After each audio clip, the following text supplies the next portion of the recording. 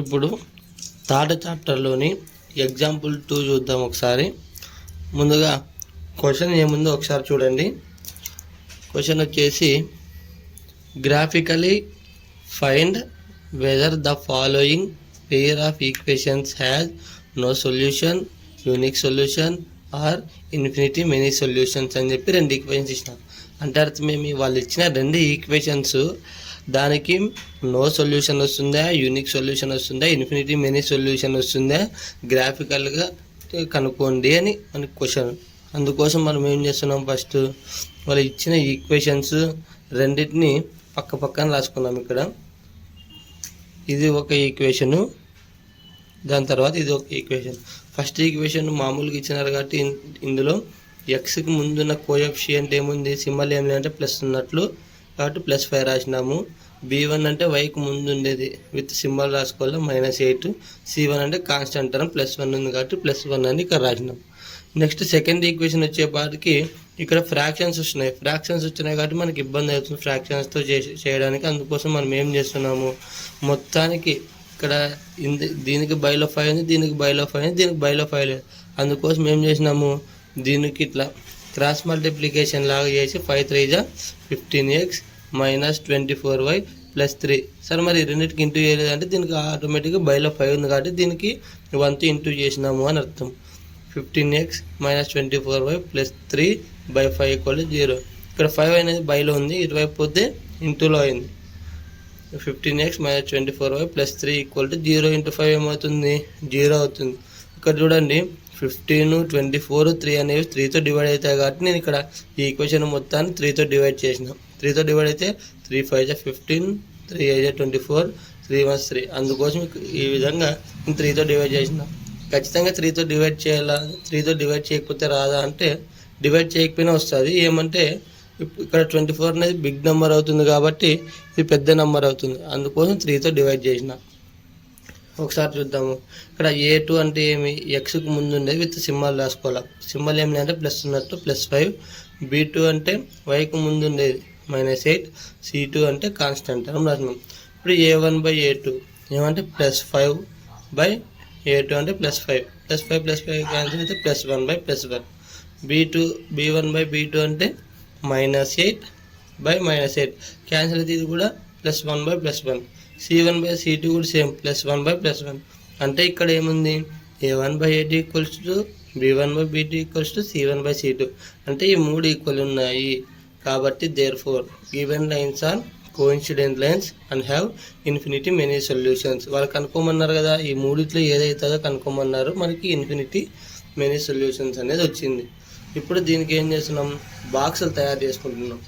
First ఇచ్చిన equation రాసుకోవాలా. మనం బాక్సులు తయారు చేసుకోవాలంటే అర్థమేమి, ఓన్లీ వైని మాత్రమే పెట్టుకొని మిగతా వాటిని అటువైపు జంప్ చేయాలని.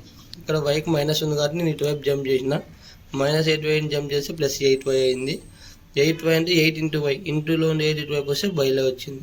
ఇప్పుడు దీనికి సంబంధించిన బాక్స్ ఇక్కడ x y = 5x + 1/8 x, y 2 కలిపి రాసుకోవాలి. సరే ఇక్కడ డైరెక్ట్ 3 ఎందుకు తీసుకున్నారు, 11 ఎందుకు తీసుకున్నారంటే మనకి దీనికి సంబంధించి పక్కన చెక్ చేసుకోవాల్సి ఉంటుంది. ఏ విధంగా చెక్ చేసుకోవాలంటే ఒకసారి ఇక్కడ చూడండి. ఫస్ట్ x = 0 తీసుకుంటే ఏమొస్తుంది అంటే x ఎక్కడ ఉంటే అక్కడ 0 తీసుకోవాలి. x ఎక్కడ ఉంటే అక్కడ 0 తీసుకుంటే ఏమవుతుంది, 5 0 0 + 1 అంటే 1/8. అంటే ఇక్కడ చూస్తే ఏమొచ్చింది, మనకి ఇక్కడ ఫ్రాక్షన్స్లో వచ్చింది. అందుకోసం ఈ 0 అనేది మనకి పని చేయదు. సేమ్ ఇలాగే 1 అనేది తీసుకుంటే ఇక్కడ ఏమొచ్చింది, మరి ఫ్రాక్షన్స్లో వచ్చింది కాబట్టి ఇది కూడా మనకి 1 అనేది పని చేయదు. ఇక్కడ x = 2 తీసుకున్నప్పుడు ఇక్కడ కూడా మరి ఫ్రాక్షన్స్లో వచ్చింది కాబట్టి 2 కూడా పనిచేయదు. ఇక్కడ x = 3 తీసుకున్నప్పుడు ఏమొచ్చింది, 2 అనేది ఒక హోల్ నెంబర్ వచ్చింది. అందుకోసం x = 3 అనేది ఇక్కడ తీసుకున్నాం. x = 3 తీసుకున్నప్పుడు ఏమొచ్చింది, మనకి x = 3 తీసుకున్నప్పుడు ఏమొచ్చిందంటే 5 × 3 + 1 5 3 = 15 + 1 16 8 1 = 8 2 అంటే x 3 తీసుకుంటే y అనేది మనకి 2 వచ్చింది. అందుకోసం 3, 2 అని కలిపి రాసినాం. సేమ్ ఇలాగే ప్రతిదీ మనం ఇట్లా చెక్ చేసుకుంటూ పోవాలా. 3 అయిపోయింది, 4 చేసినా రాలే, 5కి రాలేదు, 6కి రాలే, 7కి రాలే. ఇట్లా ఏది చేసినా కూడా రావడం లేదు కాబట్టి ఇంకా పెద్ద నెంబర్లు చెక్ చేసుకోవచ్చు. మీకు ఇష్టం ఉంటే నెగిటివ్ నెంబర్లు కూడా చెక్ చేసుకోవచ్చు. ఇక్కడ 7 రాలేదు కాబట్టి నేను చేసిన 11 చెక్ చేసుకున్నా. ఇదే విధంగా 11 చెక్ చేస్తే ఏమవుతుంది, ఒకసారి చూడండి. 11 చెక్ చేస్తే ఏమవుతుందో చూద్దాం. అంటే x = 11 పెట్టుకుంటే ఏమవుతుందో, y = 5x + 1/8 అనేది మనకి x ఎక్కడ ఉంటే అక్కడ 11 పెట్టాలి. 5 11 జా 55 + 1/8. 55 + 1 ఎంత? 56/8. 8 టేబుల్ 56 వస్తుందా? 8 1 జా 8, 7 జా 56. అంటే ఇక్కడ 7/8 అంటే 7. అందుకోసం y = ఏమొచ్చింది ఇక్కడ 7. అంటే మనం x 11 తీసుకుంటే y అనేది 7 వచ్చింది. సేమ్ ఒకసారి గమనించినారా, ఈ ఈక్వేషన్ రెండు సేమ్ ఉన్నాయి చూడండి. అందుకోసము ఈ వాల్యూస్ ఏ ఉంటే అవే తీసుకున్నాం. ఇక్కడ 3 తీసుకుంటే 2 వచ్చింది, 11 తీసుకుంటే 7 వచ్చింది. సార్ నేను 3 11 కాకుండా వేరే ఇంకా చెక్ చేసుకున్నాను, చెక్ చేసుకో. ఇక్కడ అందుకోసం ఇంకోటి ఎక్స్ట్రా రాసినాను చూడండి. ఇక్కడ 19 కూడా తీసుకోవచ్చు. 19 తీసుకున్నప్పుడు ఏమొస్తుంది? 12 వస్తుంది. ఈ విధంగా మనము ఈ బాక్సులు రెండు తయారు చేసుకోవాలి. ఈ బాక్సులు రెండు తయారు చేసుకున్న తర్వాత ఏం చేయాలా? గ్రాఫ్ డ్రా చేసుకోవాలా. గ్రాఫ్ డ్రా చేసుకునే కంటే ముందు ఎక్స్ వాల్యూ వై వాల్యూ చిన్నగా ఉన్నాయో పెద్దగా ఉన్నాయో చూసుకుందాము.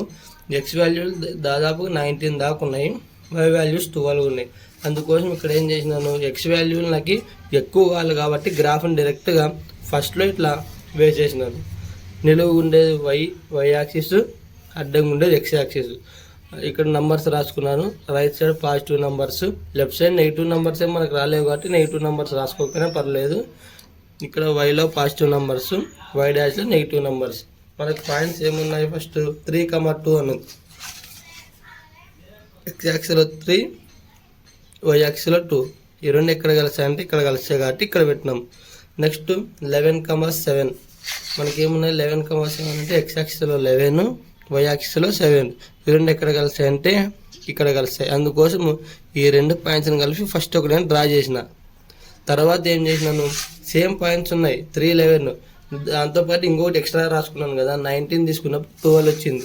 19 తీసుకుంటే ఏమొచ్చింది? 12 వచ్చింది. అంటే ఇక్కడ వచ్చింది. ఆటోమేటిక్గా మీరు ఏ పాయింట్స్ తీసుకున్నా ఈ లైన్ పైన ఉన్న పాయింట్సే వస్తాయి. కాబట్టి ఇక్కడ 19, 12 ఇవి రెండు కూడా ఇక్కడ కలిసినాయి కాబట్టి కోఇన్సిడెంట్ లైన్స్ అంటే ఒక లైన్ పైన ఇంకొక లైన్ వస్తుంది అని అర్థం. ఇప్పుడు ఎక్స్ వాల్యూ వై వాల్యూ ఏముంటాయి సార్ దీనికి అంటే, ఎక్స్ వాల్యూ వై వాల్యూ ఉండవు దీనికి. ఇన్ఫినిటీ మెనీ సొల్యూషన్స్ ఉంటాయి. అంటే మనం లెక్కలేనన్ని సొల్యూషన్స్ చేయొచ్చు దీనికి అని.